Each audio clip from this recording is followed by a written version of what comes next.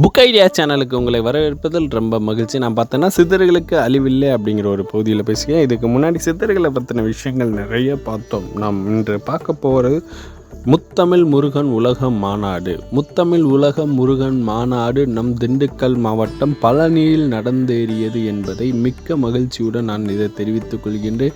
நாம் சொல்லக்கூடிய சித்தர்களுக்கு அழிவில்லை அப்படிங்கிற ஒரு வார்த்தைக்கு அழிவில்லா ஒரு விஷயமாக முத்தமிழ் முருகன் மாநாட்டில் தீர்மானம் நிறைவேற்றப்பட்டது என்பதை கூறிக்கொள்ள நான் மிகவும் மகிழ்ச்சி அடைகின்றேன்.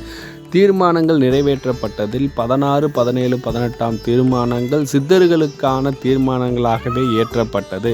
சித்த மருத்துவத்துறை அழிந்து விடாததற்கு சித்த மருத்துவ ஆராய்ச்சி கழகம், சித்த மருத்துவம் அனைத்தும் நம் திண்டுக்கல் மாவட்டத்தில் பழனியில் நிறைவேற்றப்படும் என்று அந்த தீர்மானத்தில் நிறைவேற்றப்பட்டிருந்தது. இதை நான் கேட்கும்போது நம் சொல்லக்கூடிய வார்த்தை சித்தர்களுக்கு அழிவில்லை என்ற வார்த்தை மிகவும் சந்தோஷமாக இருந்தது. மேலும் நான் இந்த உலக மாநாட்டில் கட்டுரை, ஆராய்ச்சி கட்டுரையாக சித்தர்கள் அழிவதில்லை அப்படிங்கிற இந்த சேனலில் பேசுவதன் மூலியமாக சித்தர்கள் தலைவன் செந்தமிழ் முருகன் என்ற ஒரு தலைப்பில் நான் கட்டுரையை பதிவு செய்திருந்தேன். அந்த கட்டுரை தேர்வு செய்யப்பட்டிருந்தது. அந்த கட்டுரையின் மூலம் கட்டுரை வாசிப்பதற்கான ஒரு வாய்ப்பை, மாபெரும் வாய்ப்பை எனக்கு ஏற்படுத்தி கொடுத்தார்கள். அந்த வாய்ப்பின் மூலம் நான் முனைவர்கள் அதிகமாக தேர்வு செய்யப்பட்ட அந்த இடத்தில் நானும் தேர்வு செய்யப்பட்டேன். நான் தேர்வு செய்யப்பட்டு முருகன் அழிவது செந்தமிழ் முருகன் சித்தர்கள் தலைவன் செந்தமிழ் முருகன் என்ற தலைப்பில் பேசினேன். அதற்கு தேர்வு செய்யப்பட்டு எனக்கு பாராட்டு சான்றிதழும் வழங்கப்பட்டன. மேலும் அங்கு நான் சென்றபோது முருகனுக்கு அழிவில்லை, சித்தர்களுக்கு அழிவில்லை என்பதை முழுமையாக தெரிந்து கொண்டேன்.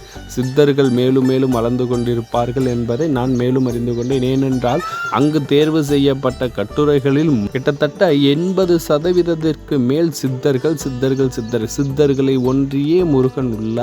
முருகனும் ஒரு சித்தர் தான். அவர் சித்தர்களுக்கெல்லாம் தலைவன். சித்தருக்கெல்லாம் சித்தர் என்று கூடக்கூடிய அளவிற்கு முருகன் அங்கு காணப்பட்டார். அனைத்து மக்களும் அங்கு காணப்பட்ட மக்களை காணும்போது கலியுகம் மலிந்து முருகனுகம் தொடங்கியது என்பதற்கு இந்த உலக மாநாடே ஒரு சான்றாக நான் எடுத்துக்கொள்கின்றேன்.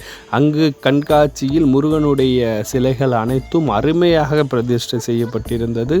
மக்களுடைய கூட்டம் அலைமோதியது. நான் வரலாற்றில் எத்தனையோ மாநாடுகள் நடத்தப்பட்டிருந்தன. அரசியல் மாநாடுகளாக இருக்கட்டும், எந்த ஒரு மாநாடாக இருக்கட்டும், அத்தனை மாநாட்டையும் தூக்கி சாப்பிடும் அளவிற்கு இந்த முருகனுடைய மாநாடு இடம்பெற்றிருந்தது. இந்த முருகனுடைய மாநாடு உலக வரலாற்றில் இதுவரை நடத்தப்படாத ஒரு ஆன்மீக மாநாடு. ஒரு ஆன்மீகத்தில் உள்ள ஒரு கடவுளுக்கு நடத்தப்படும் ஒரு மாநாடு இதுவாதான் இருக்க முடியுமே தவிர வேறு எதுவும் இருக்க வாய்ப்பில்லை. அந்த முருகன் மாநாடு தான் முருகனுடைய யுகம் தொடங்குவதற்கான ஒரு ஆரம்பம் என்பதை நான் இந்த வாயிலாக தெரிவித்துக் கொள்கின்றேன். நன்றி அன்பர்களே. இந்த உலக மாநாட்டில் எனக்கு ஒரு வாய்ப்பு அளிக்கப்பட்டது. இந்த மாநாட்டில் நானும் ஒரு கட்டுரையாளராக, ஆராய்ச்சி கட்டுரையாக கலந்து கொண்டதில் ரொம்ப மகிழ்ச்சி. அந்த ஆராய்ச்சி கட்டுரைகள் இடம்பெற்றிருந்த மலரில் என்னுடைய கட்டுரையும் இடம்பெற்றிருந்தது. அதற்கு முக்கிய காரணம் இந்த புக் ஐடியா சேனல்ஸ். இந்த புக் ஐடியா சேனலில் நான் சித்தர்களுக்காக பேசப்படும் அனைத்து விஷயங்களும் அங்கு கொண்டு சென்றேன். இதன் மூலியமாகத்தான் எனக்கு ஆராய்ச்சி கட்டுரை எழுத ஒரு நோக்கமும் ஒரு செயலும் தோன்றியது என்பதை மிக்க மகிழ்ச்சியுடன் அனைத்து அன்பர்களுக்கும் என் நன்றியினை தெரிவித்துக் கொள்கின்றேன். நன்றி நண்பர்களே. நன்றி.